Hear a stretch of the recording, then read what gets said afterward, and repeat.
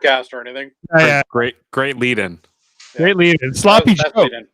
Okay, hey everybody. It is Great leading. Yeah, Wednesday night here we on weren't live yet.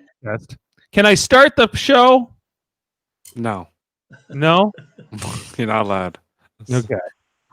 All right, let's get going here. Let's bring in, and we're here to talk about Star Trek: The Original Series. We got a great bunch of guests to bring in here to talk about this whole episode, Amok Time, Season 2, Episode 5 of Star Trek: The Original Series, which is the famous episode with the Vulcan Ponfar. There's a lot of stuff to break down in this episode. This is a very famous episode of Original Series, and I'm excited to talk about it. I'm Dave Mader, coming at you with Star Trek TV and movie reviews, joined with our panelist, Jody Simpson, here in the top right-hand corner. How are you doing tonight, Jody? I'm doing great. How are you? I'm doing well. Jeff Mader, my brother, in the bottom left-hand corner here. I picked this episode. He picked this episode, and he is going to take the credit for it. And we also have our dad, Ted, who is the title of this podcast on the TED Treks. Dad, how are you doing tonight? Good, thanks. That's good. And we'll be bringing in Adam Woodward. He's running a few minutes late, but we figured, hey, we'll get the show on the road here, and we'll dive into the episode. We got Ponfar to get to. We got Ponfar every 7 years. The Vulcans, they go through the Ponfar, and in this case, I guess it's Spock's first time going through the Ponfar, even though he's about 35 at this point. So, we got a comment already. We already have a comment. Woo! They're fast today. All right, first question here. Spock did his first nerve pinch to a human in season 1. How is Strange New Worlds going to handle that? So they're not allowed to use it. That's right. Or it's not canon, Dave. Or it's not canon. I don't understand. We'd have to look at what episode in season 1 of original series that the neck pinch was introduced, and how just covered it. We covered it just recently because that was one of the fun facts. Which episode was it? It was the one that Jeff wasn't here because I was the one that read it. Oh, okay. Or he fell or something. Oh no. She means mind meld. Mind meld is the actual. I assume it's a she, but I don't actually know.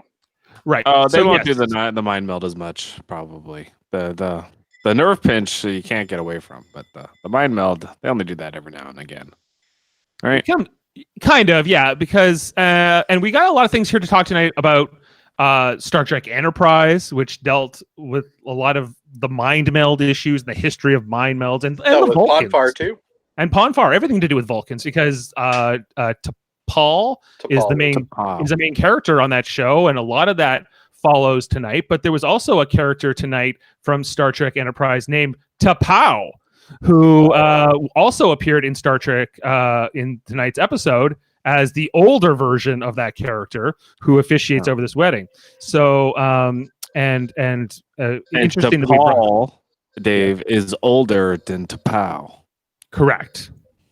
By 20 years or something. Yeah, so this is T'Pau, who we saw tonight. So she was in the time of Star Trek Enterprise, which was about 100 years before this show. She was a member of this group who wanted to return to things like mind melds and other Vulcan traditions that had sort of been lost and become taboo by her time. So she has a significant place in Vulcan history, which we're going to talk a lot about the Vulcans tonight and how this episode broke down. It's about the birds and the bees, but the birds and the bees aren't Vulcans. And it starts with a scene tonight with it's McCoy and Kirk are kind of passing in the corridor, and McCoy's bringing up the fact that Spock's not eating. He hasn't eaten in 3 days. There's something wrong with him. Kirk seems eager to brush it off. And then we see Nurse Chapel, who's pretty prevalent in this episode, actually, bringing Vulcan plomeek soup to Spock because she's worried about him. She's got a bit of a thing for Spock. She got a crush on him for sure. Yeah.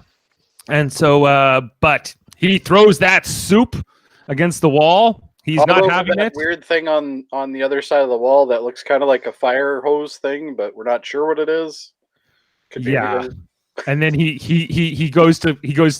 sees Kirk and he's like, doesn't know what to do, but then he kind of goes, Captain, you have to turn the ship to Vulcan, and he gets really irritable and walks away, and that's kind of the cliffhanger and how the episode begins. So a lot of intrigue. I like this episode quite a bit, but I kind of go around the group. Jody, where do you stand on this episode? I think it's an essential episode. I think it tells a lot in a small time period, so we really kind of get a good grasp of Spock's character.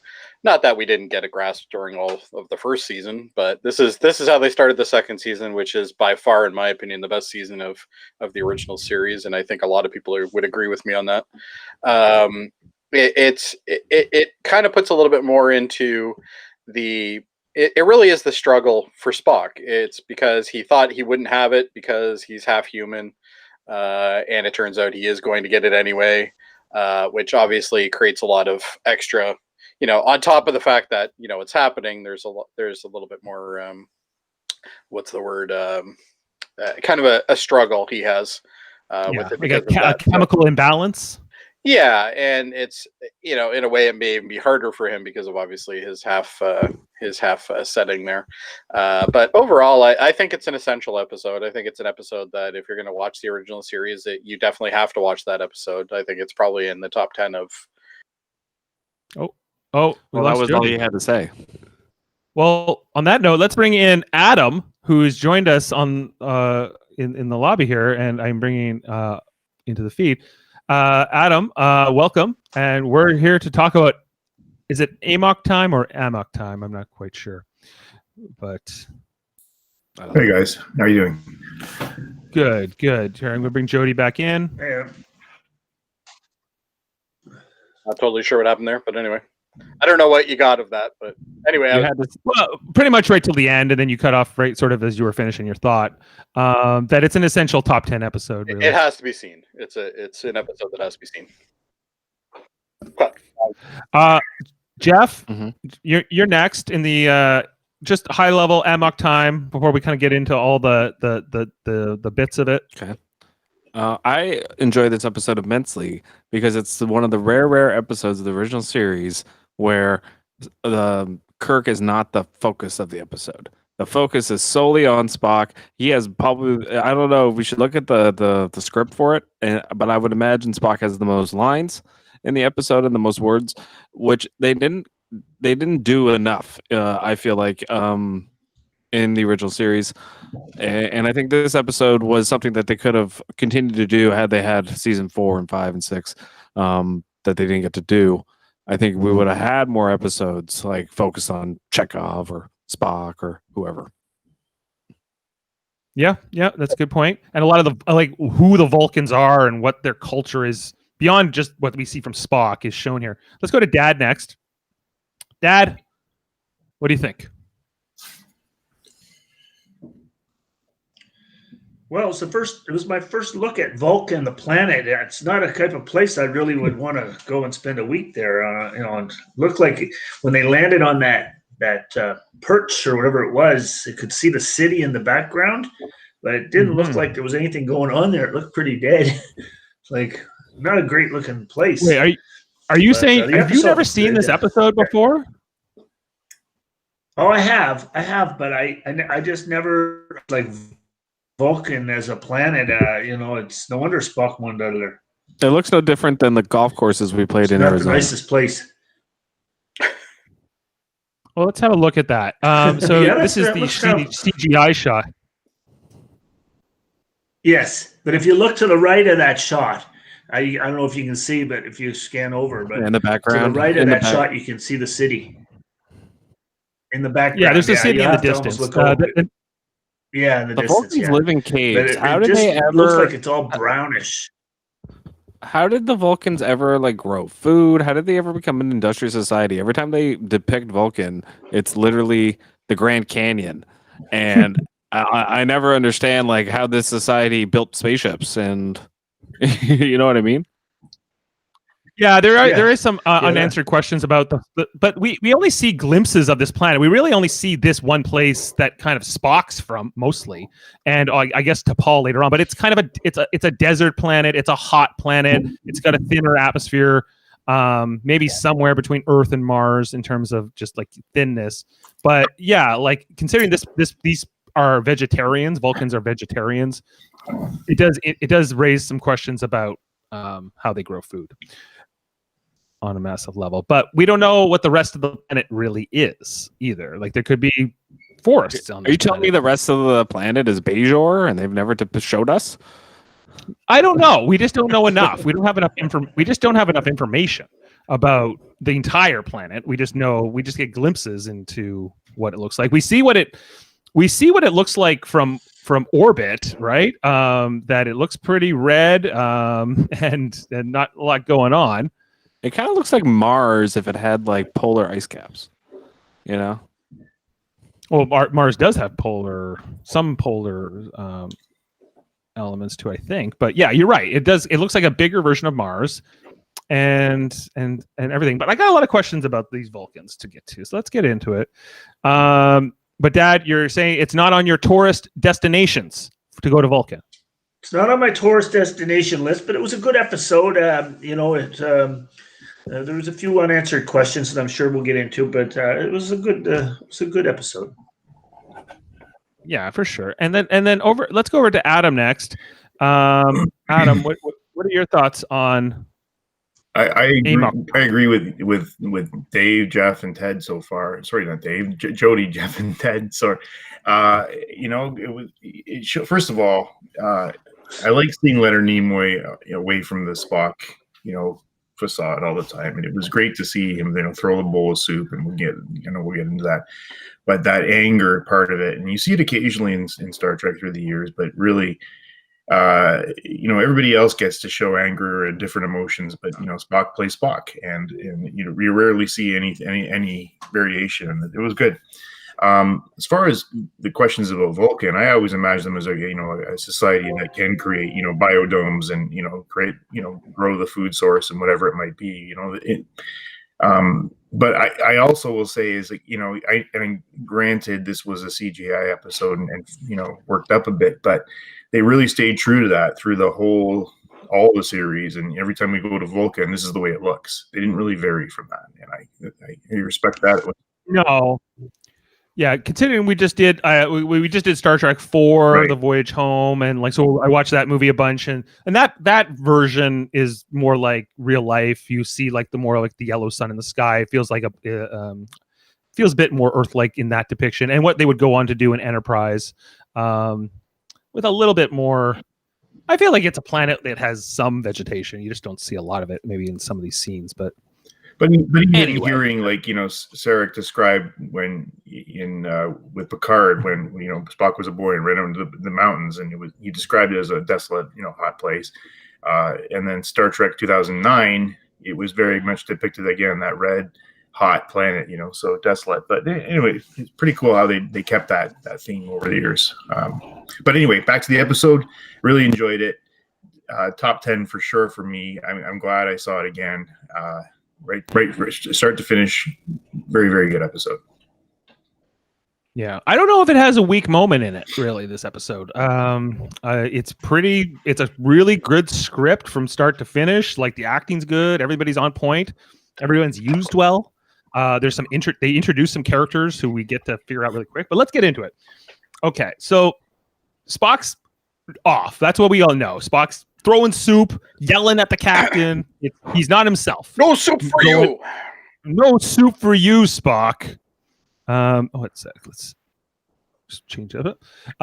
And they don't know what to do. And basically, Spock says to Kirk in the quarters, "Please take me." But was Spock going to stab him with a letter opener? Was that right. What he was going to do? Yeah, because you see, he's got it behind his head, behind his back, and you're like, "What's he going to do? Yep. Stab a bitch? What?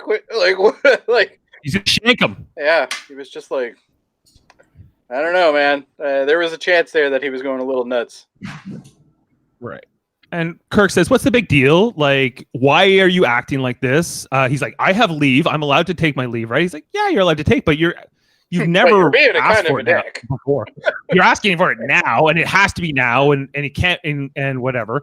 So Kirk eventually relents, but when he reaches over to call up to the bridge on the first time he says, "Let's go to Vulcan," I feel like Kirk does see that letter opener / knife or whatever. Yes, in his hand. Yeah, I wondered the same thing watching the scene. I was like, he like makes a point to like walk a little bit past him. He looks over at it, then he looks straight forward, and he just acts like nothing's going on, and then he just walks out, and then Spock just goes like, "Yes, it isn't easy to be a Vulcan," or whatever he says, and that whole moment, I was like, "What's going on?" Were you guys like, well, if Kirk did see it? What does he not just register it? It just doesn't compute. I think he just trusts him. He just knows he's going to do the right thing anyway. Yeah, but Spock's telling him like, lock me up. Yeah, you lock me up because I'm going to stab a bitch. And yeah. Still like, Khan said he met Chekhov. Khan said he met Chekhov. Is this the first episode? Chekhov? This is the first episode with Chekhov, but it's not the first one that they filmed. It's the first one that aired, but it's not the first one they filmed. Yeah. The first one they filmed was Cat Spa. Okay. Cat Spa, yeah. Yeah, and the thing too, we can presume that Chekhov was on the ship, even if he was on the show. It's like they're two different things. They never in the show say like, oh, he just transferred over or anything. He just showed up one day. So yeah, he was just there in the second season. So he's got a new duty roster or something. I personally, this one pisses me off too, and I've mentioned this I think when we reviewed Wrath of Khan. It's like, how the fuck does Chekhov know about Khan? Like, he really doesn't. But his wig is so bad in this episode. It is atrocious. His wig. It's something. It's something. Chekhov. They gave him that Davy Jones type type wig thing going on. That's literally what they went for. Was Davy Jones. Well, I think I read somewhere that was kind of their intent. They wanted more younger viewers. Yeah, and that was kind of he was meant to bring in he was meant to be the monkeys, right? Chekhov, but I don't know. But I think like Walter Caney was like 30 something when this show was going on, and he was a lot older than those guys. Anyway, doesn't matter. And what happens in the plot of the episode is after Kirk's like, fine, we'll go to Vulcan, I'll drop you off. They get this call from Starfleet Command. We got to go to Altair 6. It's a big inauguration, the new president. We get a little bit of information about this, that they're not a Federation member world. They're some kind of ally, and they got to stick it to the Klingons, and they got to the Federation has to go to sort of show support. And the only other time I can remember Altair being mentioned was Altair water in Star Trek 3, The Search for Spock, when McCoy with the Spock Katra in his head asked for it. But that's all we really find out. And Kirk goes, sorry, Spock, sailors luck. We got to go. We'll get you to Vulcan after. And Spock's like, oh, sure. But he's not okay with this. It's not going too well with him. And so Kirk goes down and he's in his quarters. He's like, you know what? I really want to try to make this up to Spock. Maybe Chekhov, how long would it take to get to Vulcan? We went really fast. And he's like, what do you mean, man? We're already... No, Captain, we are headed to Vulcan. And he's so Kirk's pissed off. Kirk comes up and he says, Spock, let's talk. And they talk in the turbo lift. And he's like, why'd you change my orders? And he's like, I don't remember. And so he sends him he's like, you're going to sick bay, and we're finding out what's going on. And Spock is horrified, right? Like the embarrassment, the taboo, the Vulcan dignity. Well, I'd imagine this is kind of the same type of thing that happens when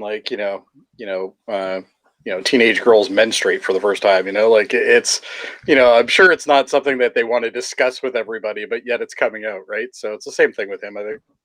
Same idea. I get it. But also I don't, because I find that this is a contradiction in terms about the Vulcans, who are this enlightened, logical race. I agree with you on that.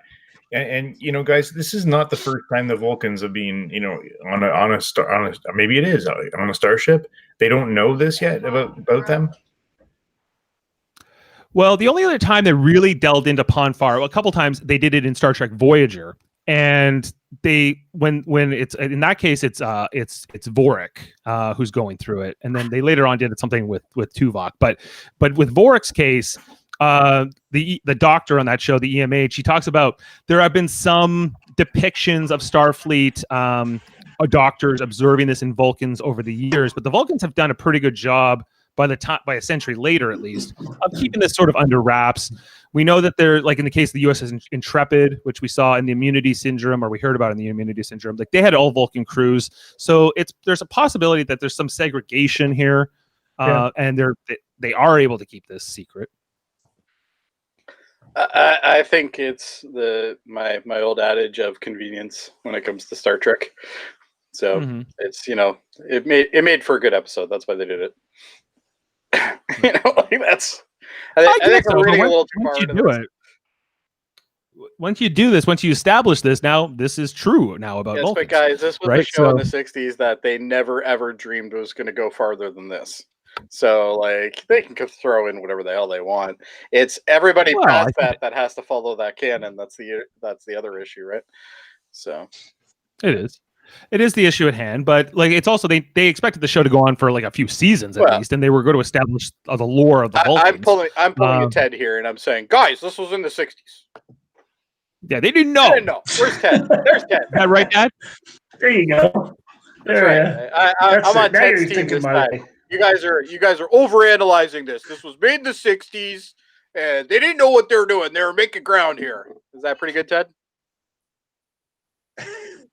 That's right. Yes, that's perfect. There you go. I like it, Jody. You got it down. There you go. And then Beverly Hillbillies was coming on right after it. Right. We're not talking about Beverly Hillbillies, and I don't know why I keep bending over for my mic. No, but it was coming on right after this show. Oh, okay. Well, I hate to break it to you, but I was in my dad's ball sack at the time, so nothing I could do. Now, yes. Okay. Now, Jeff, question for you. Segue that, Dave. After McCoy's examination, he comes in. He's like, Jim, Spock's going to die if we don't give him to Vulcan. He'll die. And he goes, why? Why will he die, Bones? And he goes, he's as tight-lipped as an Aldebaran shellmouth. And last night, we heard on Star Trek Deep Space Nine podcast about how Chief O'Brien was going to go to the Aldebaran Music Academy. So we have 2 mentions of the Aldebarans in 2 nights. What are the chances? And so, in one instance, they have a music academy. Do you know what it is? Well, we don't know. We don't know. Hey, we never went to Aldebra. Replace me with Ted. I want to see what he says. Yeah. There we go. Plus, I can eat. I'd like to know what the Aldebarans are. Is there any? This is all we know about the Aldebarans. They have a music academy. We know that we have a music academy. Oh. They have a green whiskey that's green, and Scotty likes to get drunk on it. And they have Aldebaran shellmouths, which are presumably tight-lipped. I wonder if they're clams. Do you think they're clams? Well, it's certainly an interesting topic. Yes, I'm starting to notice, like, when they make these like techno-babble references and these planets like we never go to, like Altair, Aldebaran, or whatever the name of the planet is, like they started to add up after a while, and there's quite a few references to these places, and so I want to know more about them. I'm like, okay, what's that place? And so then we get the story. Like, eventually, Kirk goes to Spock, and he goes, Spock, you got to tell me what's going on. I got to know. And only after Kirk promises to keep it confidential does Spock sort of tell him, because no off-worlder may know about this. Why? I don't think that's true. I just think he's saying that to Kirk because he doesn't want to tell him. Because he's just embarrassed because he's got a boner and he can't handle it? Yeah. Okay. That's what I think. I think there's... All right. This is what I didn't understand, and I think the episode is flawed in this way. How long have the Vulcans and the humans been interacting with each other by this point? Like 200 years or... about 150 years. 150 years, okay. This never came up? They never figured this out about Vulcans? Well, they never knew that there was a pod bar? Nope. Does this happen to every Vulcan? Well, actually, no. But here, let's go over to Jody and Adam here, because they are our resident Star Trek Enterprise fans and experts here. And I'd like to know, how much of T'Pol's Ponfar was explored in that show? Because that's before this. You go ahead, Adam. Again, look, that show was considering when that show was made, they were ignorant humans, and they just. Yeah. So I think that everything was strange. Didn't matter what it was. And being a female on the Enterprise, where you have these chauvinistic guys, I think that she was trying to hide it as well. And maybe it's just that they're private and is very it's uncharacteristic. They're known for their emotion and lack of emotion. Pardon me, lack of emotion. They're known for their control, and this is a lack of it. And so, why would they want to share that? They want to hide it. Well, and also Archer through the entire show really despises T'Pol. Like, he doesn't want her there. Is there not an episode where T'Pol goes into Ponfar and she has to mate with Tucker? Is that not what happened? That's what ends up happening, but she doesn't have to mate with him. But she's also mate with something. She's also very private about it, through the whole. She's very for sure. Well, but to this whole question of how is by crunch time that the humans are they know nothing about Vulcans in terms of this category. Yeah. Even after those experiences on the USS on the NX-01. But you have to assume that T'Pol also, because she didn't want this getting out, like, she was really secretive about it. And she was like, only a couple people on the crew even knew what was going on. I would assume they wouldn't be in the logs. So at that point, maybe they don't know.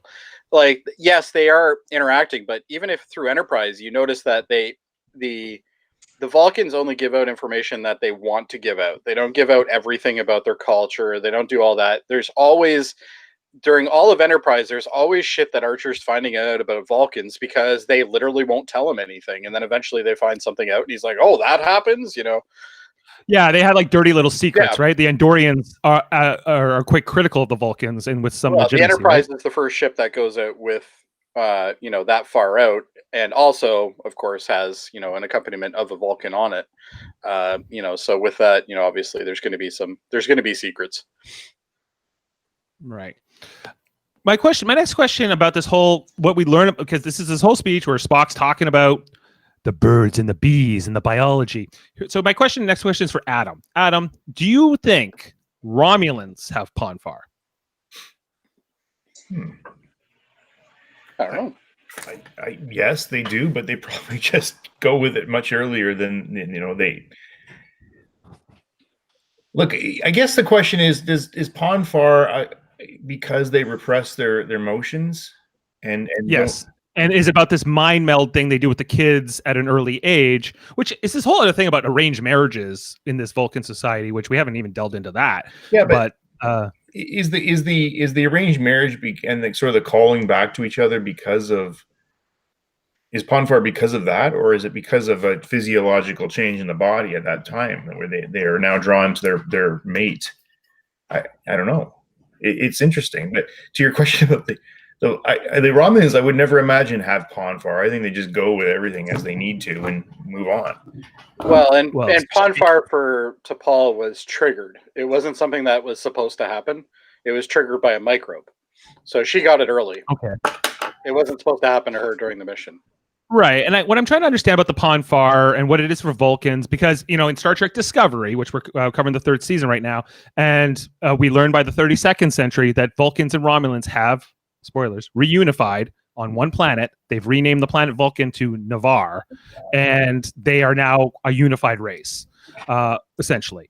And so that's why I'm kind of, and they're saying that the Vulcans and the Romulans were one tribe that kind of went two ways. And how much of this is cultural? How much of this is built into the Vulcan society? And how much of it is just biology? This is how they're like who have to return to the river and whatever Spock's going on about. Dave, I think it's interesting because every time I think of a Romulan describing a relationship with a wife or a husband or whatever, you see more passion and more like love and things like that. I'm thinking of Nero, for instance, describing his relationship with his wife, and I'm just very unappreciated character, by the way. Right. The Romulan senator that Spock dealt with in reunification.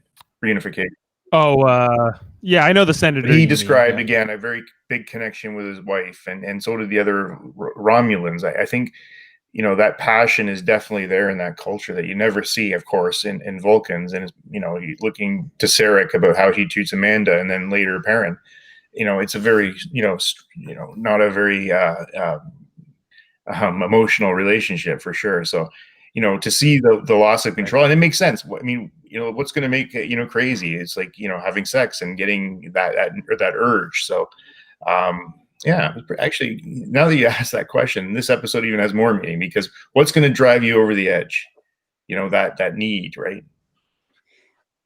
Mm-hmm. And we've seen also in Discovery that the Romulans are now being presented as maybe more reasonable than the Vulcans in some ways, in some aspects of their culture.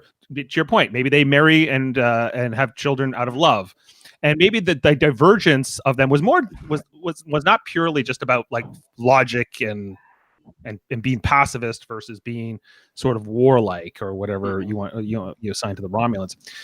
Pardek, that was his name, Pardek. Just remember. Senator Pardek. That's right.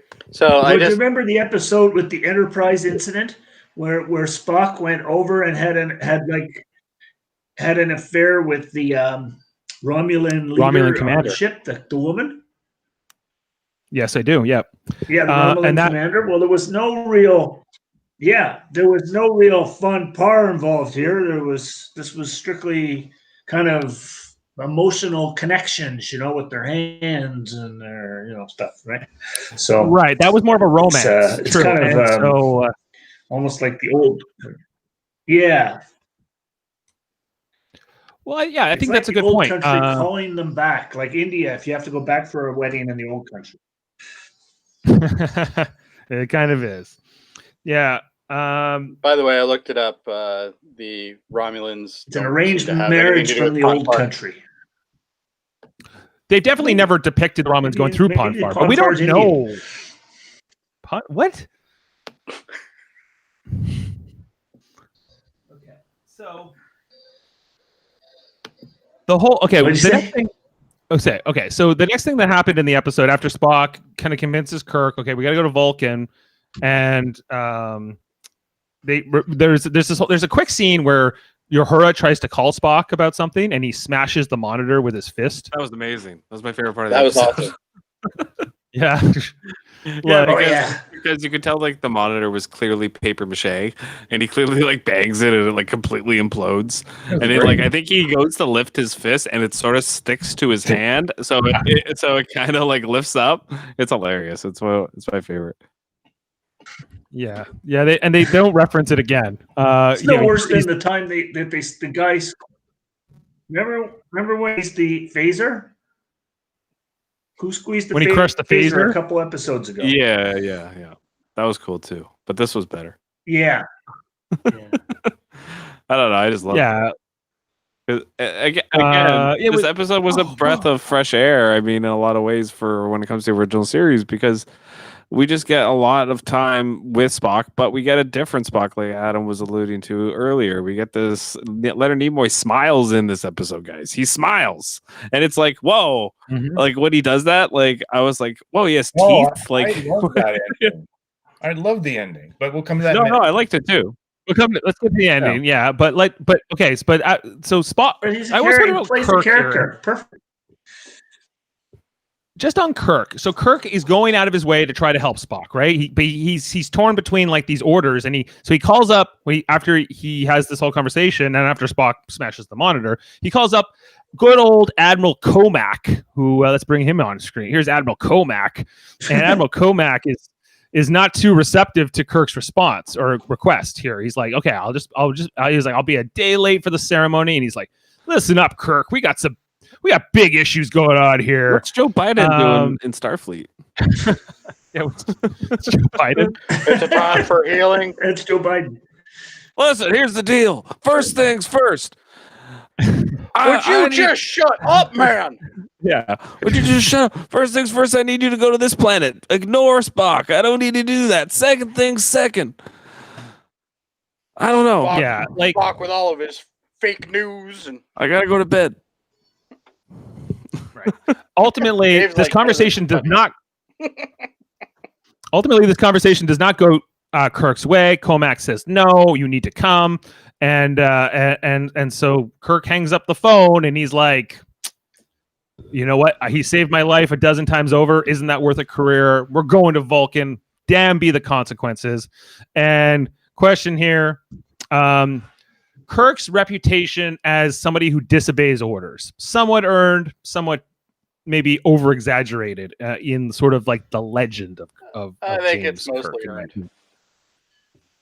Do you okay? So Jody, you say this is mostly earned. Kirk is reckless. a guy who will, He's careless. He doesn't always follow orders. That's normal. Yeah, Well, no, I think the guy, yeah. the Admiral is being a complete prick here. Like, honestly, he didn't hear the problem. Like, we got a serious issue. Your first officer is going to die. Like, this is, you wouldn't even hear it. Wouldn't even entertain what's going on. I'm not saying the guy wasn't a dick. I'm just saying that, like, let's be honest, Kirk constantly doesn't do what he's told to do. Yeah, well, No, I think what's clear about Kirk is that he constantly chooses his friends or who he considers his family over Starfleet. Like he's still loyal to Starfleet, but when push comes to shove, if he's going to choose his friend over his job, I think I think that's like kind of the crux of his character. They tackled that even with the Calvin timeline, right? When they're when they're doing the what is it, Tobarashi Maru or whatever, Kamarashi Maru, I don't know, I can never say it. Kobayashi Maru.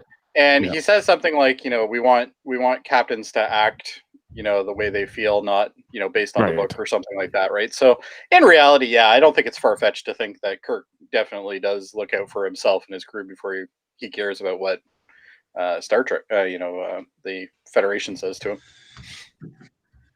Yeah, and it's interesting you bring up like the 2009 Star Trek, because I think that almost reinvented what our notion of Kirk is, like that he's somebody who doesn't believe in no-win scenarios. So that's not really a new belief, but we see him cheating through the Kobayashi Maru. We see him womanizing, right, and like picking up multiple women, and we also see him never listening to orders.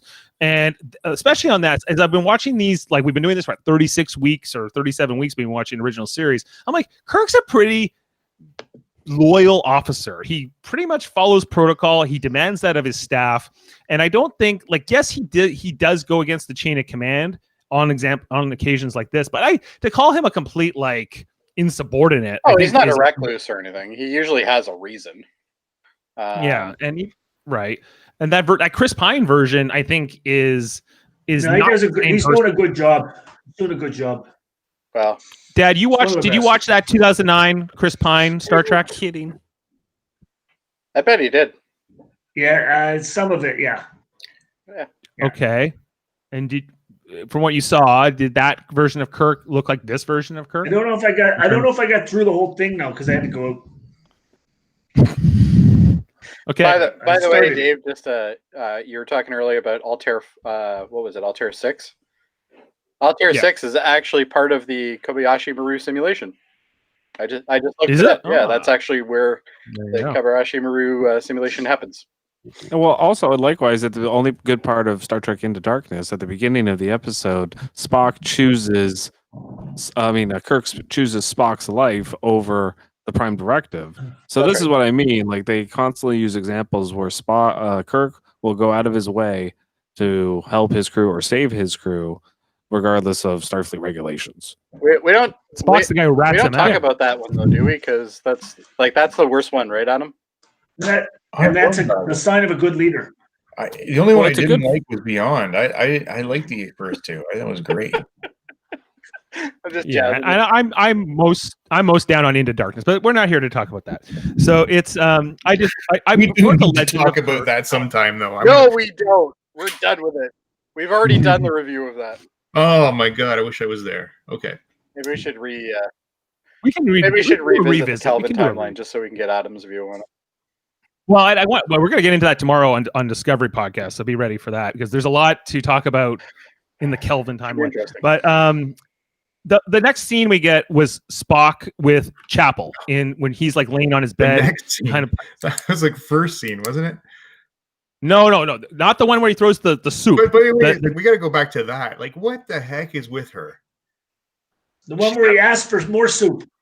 He wanted more soup. One more He's like, soup "Will you and make me-" a little bit of loving. He wanted a little bit of loving. I just think the whole thing is One more soup. that whole relationship. The whole crew knows that she is like pining for this guy, and he's never going to. You know what's even weirder, in my opinion, was just before that happened. You see Kirk coming up like a fucking ladder. It's like, what is he doing in there? Like you're the fucking captain of the starship. What are you doing? He needs as much screen time as he can get. Like they literally started the entire episode with him coming up the fucking ladder, and you're like, why is he in a fucking Jeffries tube? What is he doing?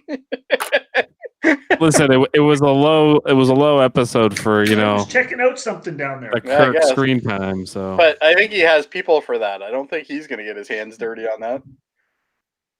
Jody, question though, Yeah, is sometimes you got to do Chapel- all the little shit, everything. Jody, do you think that Nurse Chapel is Spock's true love, or is this? Are you shipping this Spock and Chapel? No. She's got a crush on him. He doesn't give a fuck about her. That's right. Was he willing to consider her as an option because he thinks he's not going to get to Vulcan, right? Like he's not going to get there, and so is he starting to consider maybe he will hook up with Chapel? He might have even hooked up with Kirk if he had to. Like, let's be honest. He was like raging Cajun over there. Like the fucking dude was like, he would have probably humped a fucking bulkhead if it would work for him. Right? Can we talk about Spock's quarters? What's going on? He's got like a red cloth up with like axes and Buddha statues, and that's something that's bothered me the entire run of Star Trek. Like every series that has Spock in it, every time they show his personal And quarters, that musical instrument that he was it's playing. always fucked up. The Vulcan Lyre. The Vulcan Lyre, yeah. The Vulcan Lyre. That's what it's called. But Yeah, well, okay, like Jeff, the whole line here with like, where he's like saying to Chapel, "Your face is wet." Like, I know. Like the creepiest line of the episode, Dave, was in this scene. Your face is wet.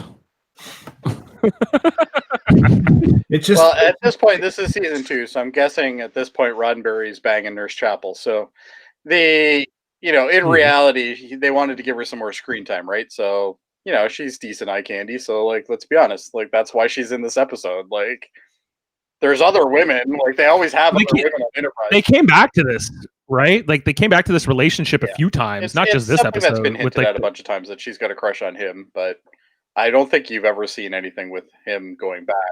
They were made to make out in that episode by those. They were not going guys. to hook up when, like, literally Spock had sex with like anything. It was never meant to be. Mhm. It That's what I'm seemed saying. like- You might see him like sitting there humping the deflector dish with a fucking suit on. Like, we don't know, but Yeah. But coming back to Dave's point, that Plato's stepchildren, she's there and he's going to kiss her, and now she's going, "I've always wanted this, and now I don't." Yeah. Well, because it was forced, right? She wants it to be natural. Never going to happen. No. Never gonna happen. Not especially once she saw this person was in the picture to pring. Now in the next scene, we see that they come to the bridge. They do the formal like we're approaching Vulcan, and they say, "Is Spock with you?" He's like, "Yep." Get ready to get the Skype call from T'Pring. She wants to talk to you, and they do this little You're in shit, bro. thing. Yeah. If they recap, your wife's on the phone. Before you even get to this, is when he was looking at the little picture of her as a little girl. yes, he was when she was 7. Yes. Which is also super creepy. You like to guys you guys like to harp on Miri and how creepy Miri is. Yes. But this episode just casually slides in a little child porn. It seems like It's not child porn. He's reminiscing about somebody. No porn there. I know, but he's thinking. Yeah, I know he's reminiscing. I think you're going a little far on that. Man looking at this little picture of a little girl, and Jody. And by the way, nothing like Miri. Oh, God. You know what? We have to talk about Miri every episode. I get this. I didn't even bring it up. No, I brought it up. Jeff brought it up. It's on him. You get him. Don't get me. I didn't do it. Right. Well, this whole they were mind melded when they were 7, so they have some heat. And I guess this is the last time we saw her. Isn't there update photos you can email or something? He could have like creeped her Facebook page or something, and figured out what was going on. Because you know what, I'd want to creep her. She looks pretty good, in the here and now. In the adult She version, looks like kind of like Thandie Newton a little bit. Well, they must have something like something like Plenty of Fish called like Plenty of Ponfar or something. Like they got something where they swipe left and right. Like, let's be honest, they got to have something. She be rocking a lot of hair though. That'd be a lot of hair she got on that head. She's got weapons in that hair. The longest haired Vulcan I've ever seen. Yeah, and this is where Spock. Her goes. She's lovely, Mr. Spock. Who is she? And she is T'Pring, my wife. Even though he already said her name, so she knew her name already. So which is like dun dun dun. And Nurse Chapel. That was just a line to get her to say something. That's all. Yeah. And then he goes on to explain, well, we're not really married. It's more than a betrothal, but less than a marriage. We have to get formally married on the planet. So the answer is, I'll Ponfar her, but I won't put a ring on it. Yes. And so he's happy. He's getting to beam down, but he says, I get to bring my closest friends. And Kirk's like, that seems weird. Why would I get to go? And he's like, I'm allowed. I'm permitted. It's technically legal. Even to Pow, when they get down to the planet, is like, this is kind of unorthodox. And still no Muri. Where's Spock's parents? Why? Yeah. What? Because that episode hadn't happened yet, Jeff. Is the answer, but Journey to Babel's after this, right? Like I don't know. This is the first episode in the second season, and Journey to Babel is second season as well. Later on, I think, yeah, might be. I don't know.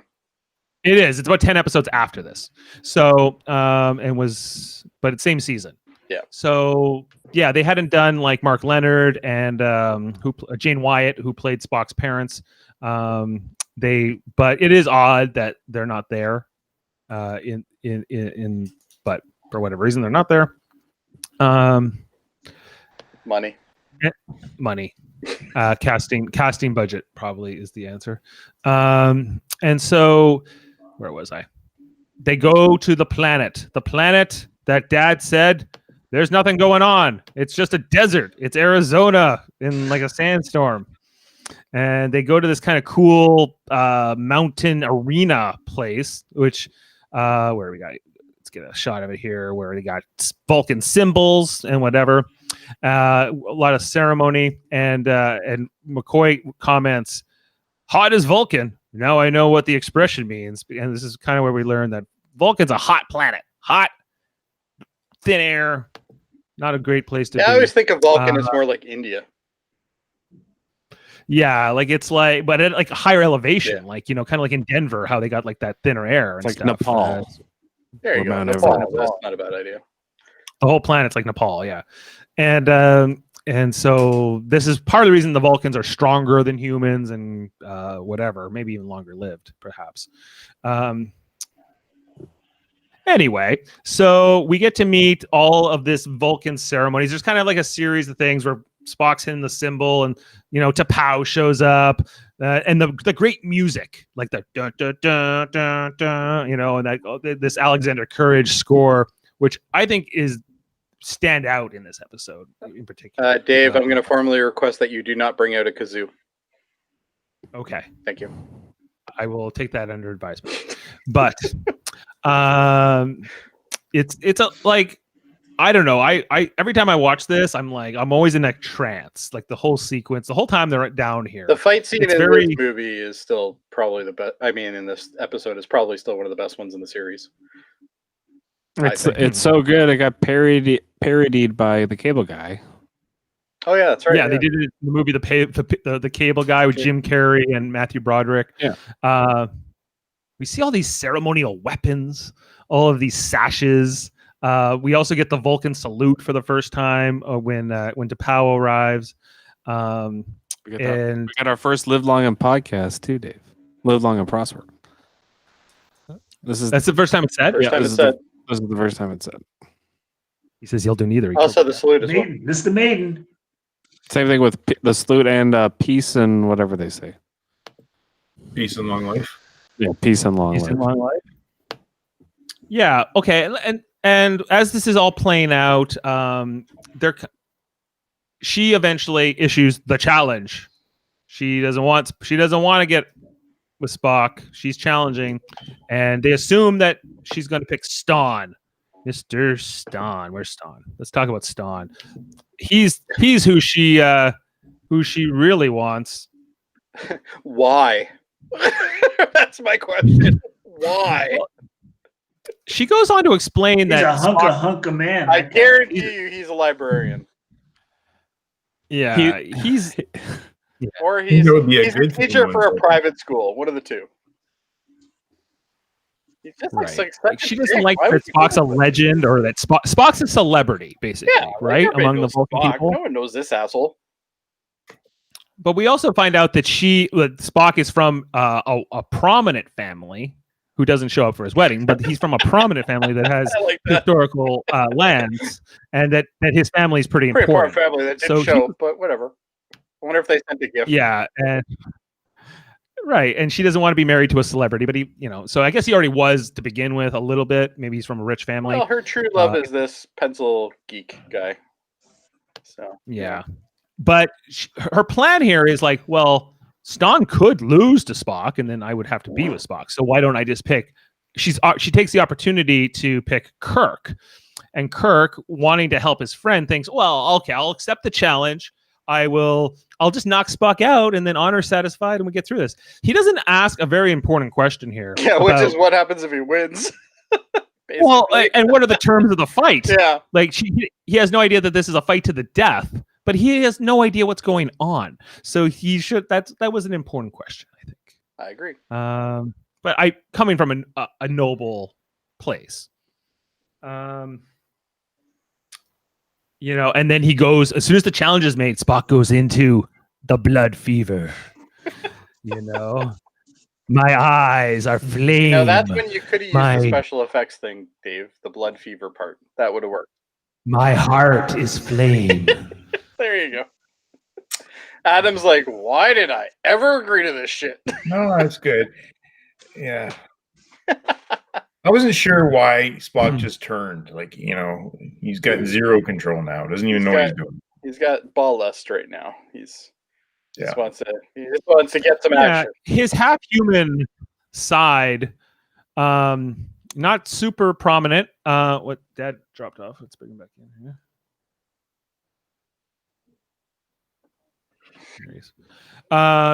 But the fact that he's even able to talk after she picks Kirk as the champion surprises T'Pau, because he should be completely in his trance and he's not. There we go. Okay. So that's the only glimmer we get of that Spock sort of is able to kind of, I don't know, get his head clear for half a second just to beg T'Pau, but T'Pau's having none of it. T'Pau is saying, nope, this is the rules, and I'm not going to tolerate any BS here. And she's a tough character. Dad, did you like T'Pau? T'Pau, yes, the older lady. Yeah. Yes, very very strict, very strict. She was no one messed with her. She was like the queen of Vulcan. Right. You know she was going to be She was crazy, though. She was. I got almost she didn't take Giorgio no shit vibes from from her. nobody. From Discovery. I almost got like, what's her name? Giorgio? Giorgio, but Giorgio, here she is, yeah, as she Giorgio, appeared right. in Star Trek Enterprise, T'Pau. But she's a tough character, and she was the only person ever to turn down a seat on the Federation Council. That's right. But, Which you apparently- can tell that she's revered and quite famous, and people, care what she says.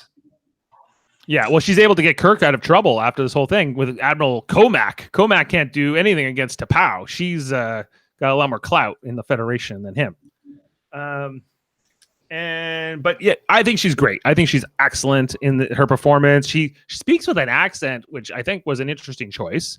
I think it's just the nationality of the actor herself, but I think that it works really well. Like I think that her place in the scene is in this episode is really strong. I wanted She's to from ask you guys, 'cause I hadn't had the time to check yet, but in the motion picture, and you remember when Spock's on Vulcan and he's trying to achieve Colinair, and he doesn't, and there was a Vulcan priestess, Lady. or was it her? I don't think so. I don't think it was her.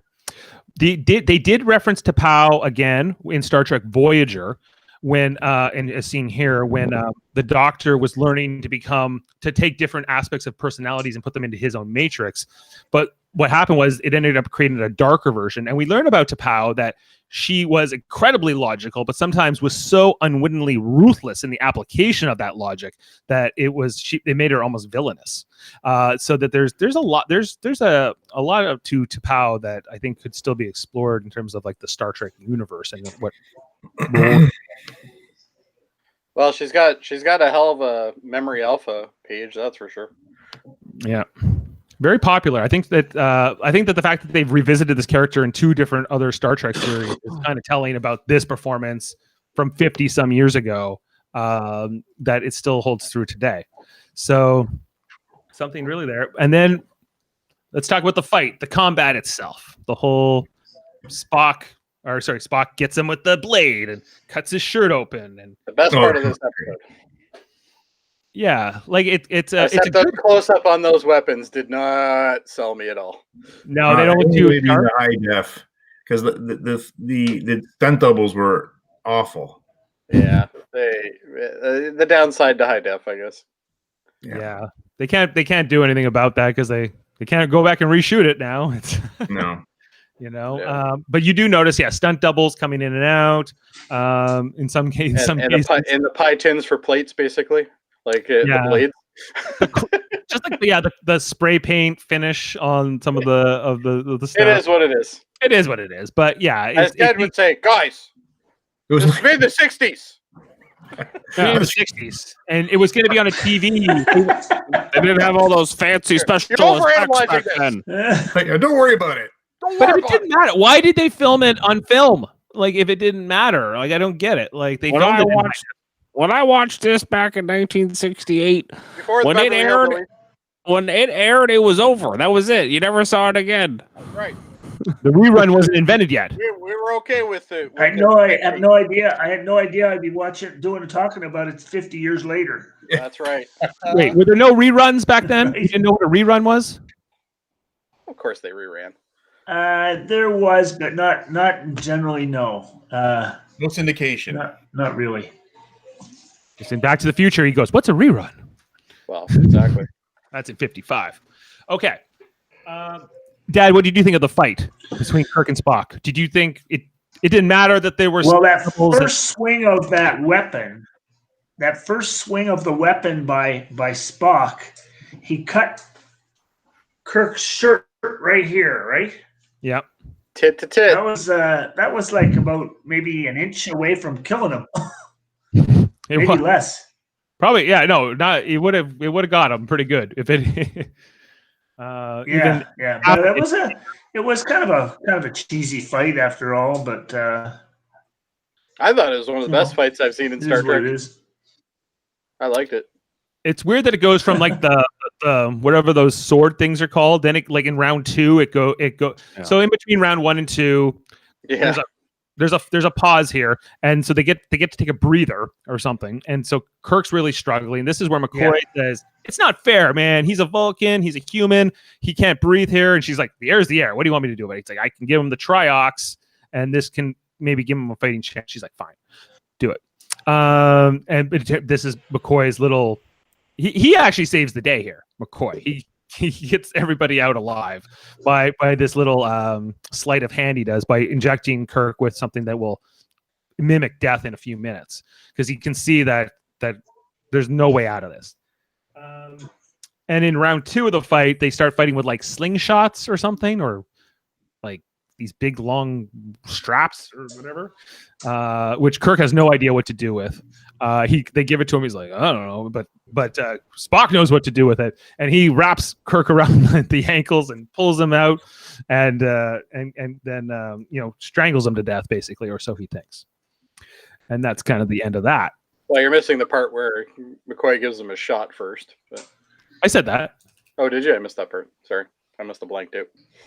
No problem. And so as soon as that's over, Spot like he's like, I don't want you anymore. Like McCoy. Well, first of all, McCoy like goes through with the full thing. He's like, "You killed him, Spock. Get away from him." And then he goes like, "Now you're in command. Any orders?" He's like, "Yes." Tell them I'm going to come up and we're going to go to the nearest starbase and I'm going to submit myself to the authorities. And blah blah blah.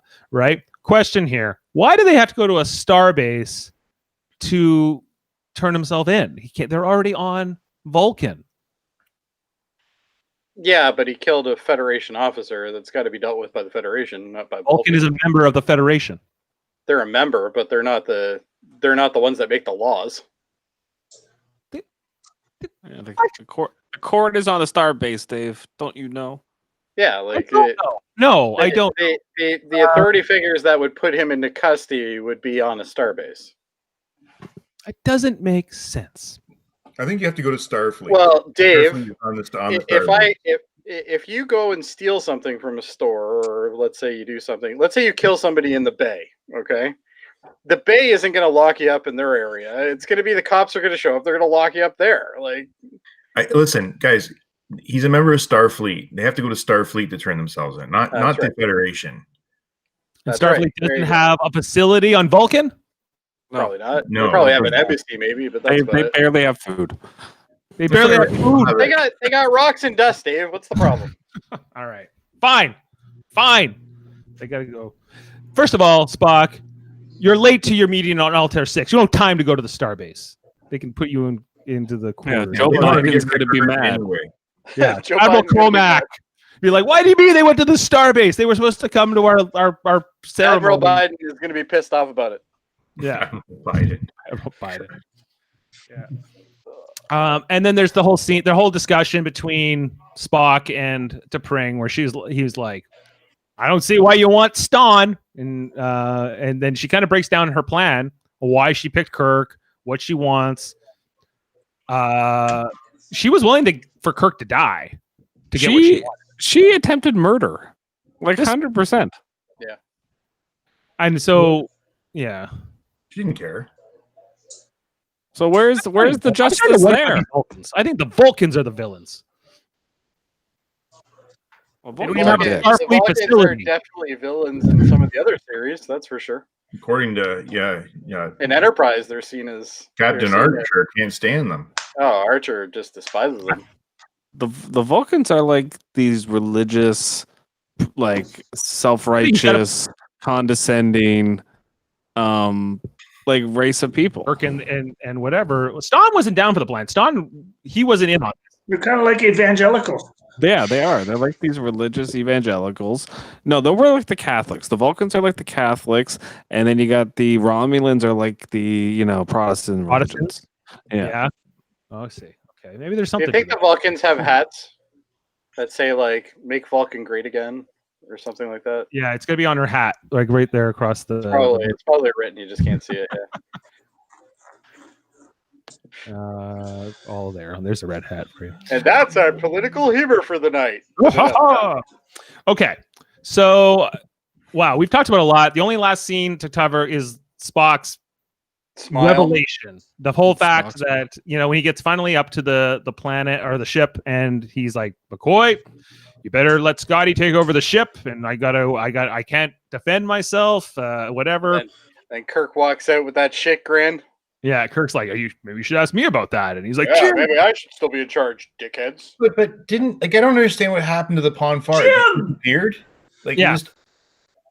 It just kind of goes. It kind of works through your system. The bloodlust is done once you kill somebody. It's kind of weird. It's a weird rule about the Vulcans. It's either they have sex or they kill somebody and then they're fine. Or they get a drug to repress it. They They have a treatment for it as well. Doesn't work very well. You're better off to go to the holodeck if they don't have holodecks yet. So maybe No, they don't. Yeah, but it's still that scene where he sees Jim and he's like, hey Jim, and then he's like, And he smiled. Yeah. I'm relieved that a capable Starfleet captain is is made it or whatever he says. And then every time you ever hear Spock say, "I'm incapable of having emotions," you know it's bullshit. Well, okay, question for you, Jeff. Spock tells us many times throughout Star Trek he can't tell lies. Yeah, Yes. and he doesn't feel lying emotion. here? Is he lying about not having an emotional reaction? Yes. I agree. Yeah, but I is he, think he is, but he suppresses it so well. yeah, he's so repressed that it's not seen as a lie. Would he pass a lie detector? Well, I don't fucking know, but Who cares? Probably not. it was the 60s, Dave. Yeah. They hadn't explored those characters and those He's suppressed. archetypes He's yet. suppressed. We didn't think about that. We turned We on the didn't TV, think we about watched the that. Star Trek. And then we watched Beverly Hillbillies. Back in our day, we just watched the episode. That was it. That's right. We didn't break it down. That's it. We didn't think about it. We Plan love on you. the We 50 love you, year Ted. after podcast. And 50 years later, I'm talking to a bunch of jackasses about a fucking show I saw in the 60s. You know, Jody, if I had in I 1967, can hear it in the while background. this was being aired, or eight or whatever it was, when I was playing with my 3 Bobby Orr rookie cards and flipping them up don't you against wish the you had those wall, now? okay? Yeah. Each one of those today is worth $150,000. And I'm here you chipping are up without any against the wall. Bobby We didn't know. We didn't know. Exactly. I feel for you. The Gretzky I wonder- rookie I don't have any Bobby Orr rookie I wonder cards. how many of those Bobby Orr And rookie I cards. remember one guy said, "Do you have an extra Bobby Orr?" I said, "Yeah." I said, "Yeah, I have a Bobby Orr. Can you give me a Larry Mickey? Because I Oh, needed that was a a bad Larry trade. Mickey who played for That the was a Leafs." bad trade. to complete the set. Oh man. Great trade, Dad. Well, yeah, I don't know. I wonder how many of That was those a hockey bad cards ended trade. up in the But smoke who knew? in the spokes of a bike. Who knew? Yeah. Anyway. Jeff, okay, so that's the A ending. lot. Are you ready for fun facts? Yes. Fun facts with Jeff. Okay. Fact. Did we get a theme song for this yet? No. We really need a theme song. But anyway. It's fun facts with Jeff. Wow. Let's never do that again. Fun facts with Jeff. Oh, now you just sound like a child molester. Okay.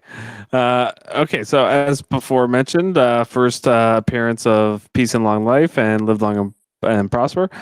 The second season rarely featured Sulu and Chekhov in the same episode. However, Caney was in fact cast as Chekhov to fill in for Sulu in the first few episodes of the second season, while Takei was still involved in the filming of the Green Berets. Green Berets. There's that Green It keeps- Berets again. We always hit Miri and we always hit Green Berets. Yeah, there's always Miri and always Green Berets. We should make a Sulu bingo. wasn't there. He was making a movie. We should make Yeah. bingo cards for this show. The two characters usually alternated between episodes. The episode of Amok Time is one of the few second season examples of their appearances on screen together. First appearance Sulu of was the in this? I don't remember. yeah. At one point, he's like, "I think we should just plot a course back to Vulcan now." Oh, that's right. Yeah. I remember that. They For- have a little moment there, don't they? Yeah. Yeah. That's really all Sulu does. First appearance of the Vulcan hand salute. Leonard Nimoy improvised this, during the production of this episode by modifying a traditional Jewish religious hand gesture. Yeah. Season 2 introduced new opening credits. DeForest Kelley's name was added to the starring cast, Dave, and the theme music was extended and had the female soprano voice Luigi Norman and percussion added to it. Oh. This is the first one where it says like, and DeForest Kelley has. Yeah, and has that lady doing what Jody just did. I thought it was good, personally. But anyway. It was good. Thank you, Jeff. The prequel series Enterprise considered having its regular Vulcan character, played by Jolene Blaylock, be a younger version of T'Pau. Since that would have required paying a fee to the estate of Theodore Sturgeon, the author of Amok Time, this plan was abandoned, and the new character was rechristened T'Pol. I'm okay with this. But they did bring in T'Pau later They did on. bring in T'Pau, so they must have paid for it at one time or another. Yeah, Yeah, but but only they for those episodes. For one Yeah. episode or whatever episode they used to, not every single episode. That's the same reason that Tom Paris wasn't Nick Locarno in Star Trek Voyager, because they didn't want to pay that writer every time. Oh, I didn't know that. Yeah. I mean, just give him a new name, a new character, but same There actor. you go. I always learn something from Fun Facts with Jeff. Is that right? I didn't know that. I didn't know that either. Yeah. Yeah, he was supposed to be. But they don't want to pay the writer. Writers get gypped. True. So Celia Lovsky, who plays T'Pau, was unable to make the Vulcan salute by herself. Actually, I noticed that when she did it, she barely opened it. The filming crew taped her fingers together in the appropriate groups and placed her hand flat on the armrest of her chair in the configuration. That she then simply raised her hand into view, already in the salute. Well, there you go, Dad. She was the other one who can't do the Vulcan salute. You're not the only one, Ted. Yeah. Okay. Take your fingers in position. Good. That's good to know. Yeah, you're just like her. Another innovation of the second season was the further expanded sick bay that now included a new office for McCoy. Well, he got credits on the opening credits now, so he's got to have an office. Once you're a star, Dave, you get your own office. That's right. There you go. Okay, so this is the first time in broadcast order that Walter Koenig appeared as Pavel Chekhov. If you go by production order, however, his first appearance is Catspaw. One of Leonard Nimoy's favorite episodes as well, guys. I do go by production order. You go, but not Yeah, the rest of the world doesn't, but he does. Anyway, when child model Mary Elizabeth Rice posed as 7-year-old T'Pring, fitted with only one ear prosthetic, since a single still photograph taken from the side was all the script called for, she was ill with chickenpox, replete with fever. She later commented that her sickness had been a plus as it made her appear more serious. What? There you go. there's got to be some sort of child labor laws for this. Yeah, I don't know. They slapped on an ear. Labor laws. They slapped on an ear on This one was the side. 60s, guys. Man. They said you're You don't sick. have You know. child labor laws in the 60s. I don't see any chicken pox, Jeff. Where are the chicken pox? I mean, here's some orange juice. We're gonna take a picture. Let's go. Okay. does look sour, doesn't she? Yeah. Doesn't look like she's happy to be there. Upon the death of Leonard Nimoy, certain Star Trek repeat channels rearranged their usual airing order so that Amok Time was shown instead. Oh, there you go. This is the first. Oh, sorry. This is the first ever Star Trek episode to feature any Vulcan characters other than Spock. Oh, I didn't know that. that's why it's a fun fact, Dave. That's why it's a fun fact. Romulan helmets are reused from Balance of Terror, this time worn by Vulcans during the Pon farr ritual. In both productions, the helmets were a de facto economy measure as they precluded the need for the actors to wear ear prosthesis. Yeah, it's a cheat. So I guess helmets are cheaper than ear prosthetics. Good to know. I guess so. Yeah. To make it right, I guess.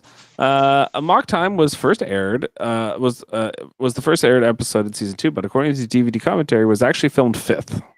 So that's where it lies. For Dave in the production order. Lawrence Montang, who played Ston. Jeff, season 2. What's that? 5. Yeah, that's It's true. not. It's season episode 1. No, it's not. Yes, it is. Stop confusing everybody. Lawrence Montang, who plays Ston, the only Vulcan male character not to have a K in his name, previously appeared as the Romulan Decius in Balance of Terror. So he's going back and forth. They like getting the same actors to play Romulans and Vulcans. That's a Yeah, good they're thing. they like the same. That's why they have a shared thing. Yeah, they got that look to them. What look Yeah. to them?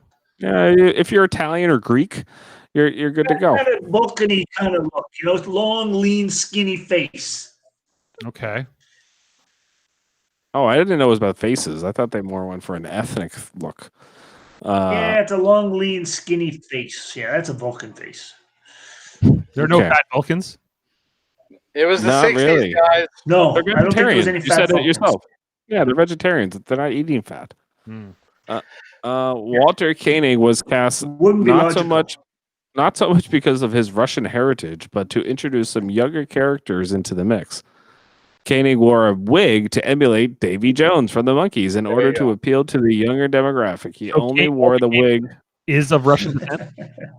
Yeah, apparently. I didn't know that either. But yeah, there you go. So maybe that's why he did the Russian thing or something. I don't know. Vulcans were named for Gene Roddenberry's concept for their planet in the constellation Eridanus, being a volcanic desert world. Makes sense. Well, I got that Okay. one spot on. This is the only episode in the entire series to be set on the planet Vulcan. They never go back.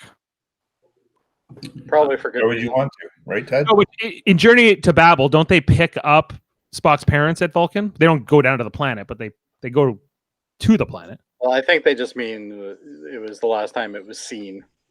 Okay.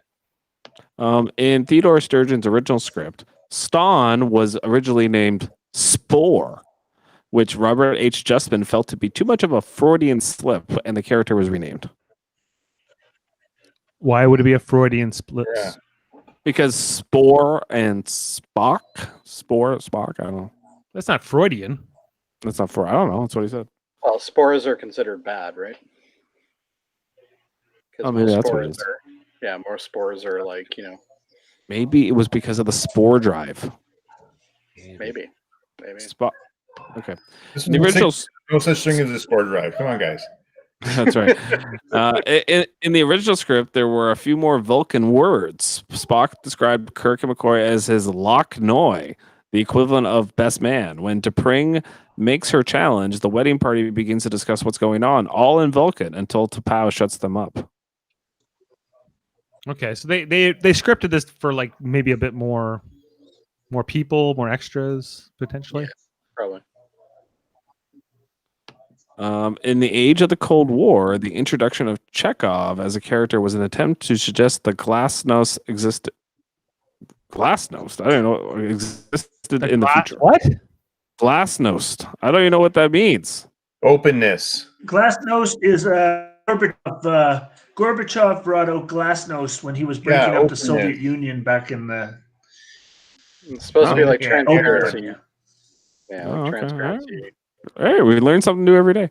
Yeah, Well, exactly. I've heard of Iron Curtain and stuff like that, but Yeah, I never heard that word before. Kirk at one point says to Spock, "You have been called the best first officer in the fleet." It was McCoy who said this in Operation Annihilate. well, he's one person who said it.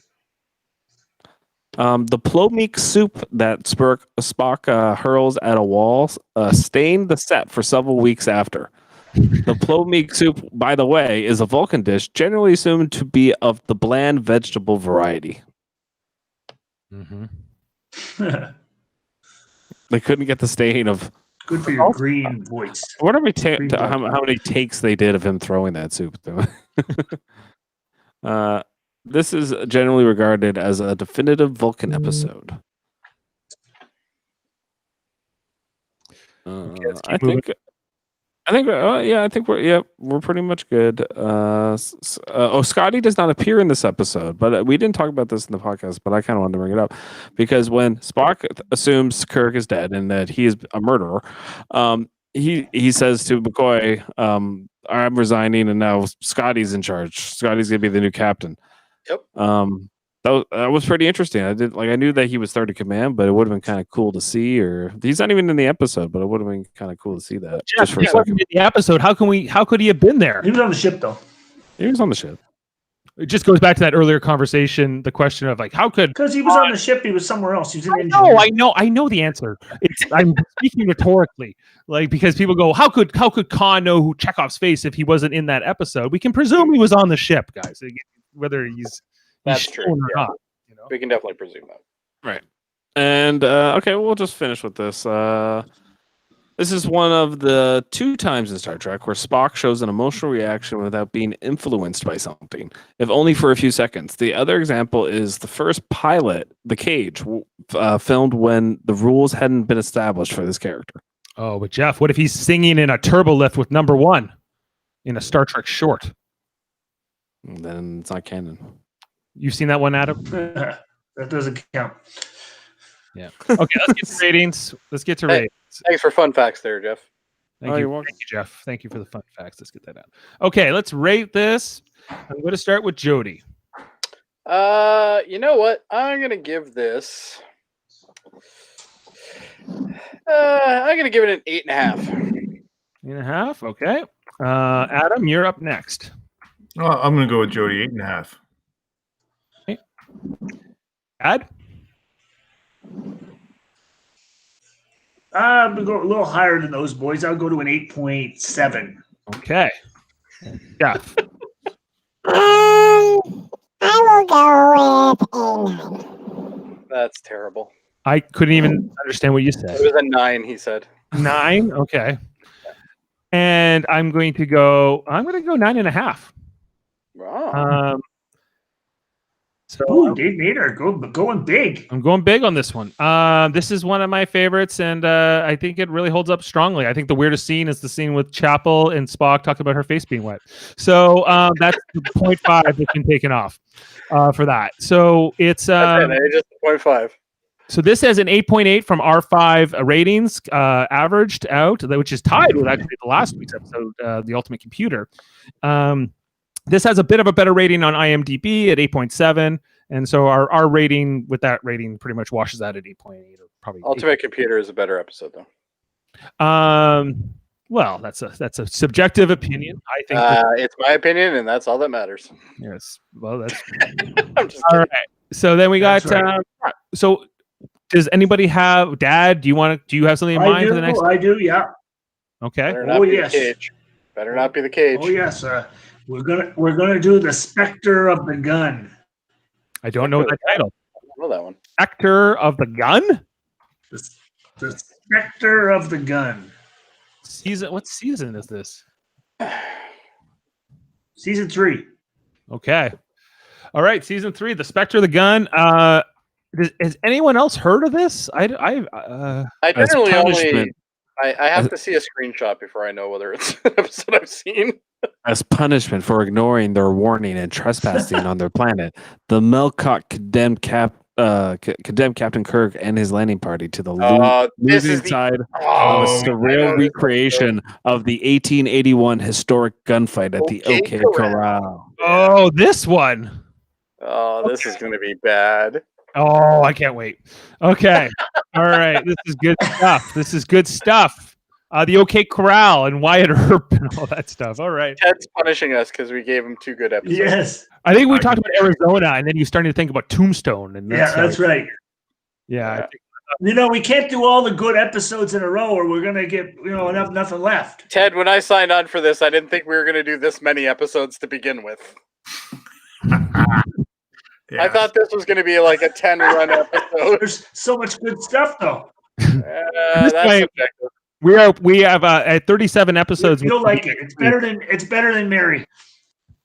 We are almost No. at this point. Oh my god. Poor Adam. Adam's just like, he's so butthurt about That was that. the last time I picked an episode, by the way. I'd like to try again someday. Okay. What? Well, Did you pick Miri?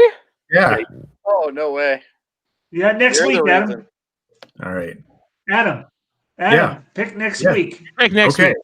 All right. We're gonna judge you forever on Miri, keep whatever that episode is. Try to keep You're all all those right. child Time, I gotta tell you. So Better not be any child-related stuff in the next one you pick. I'll go watch it first. Okay, so we have our next episode. Just The to children shall lead. No. well, I like that one. Okay.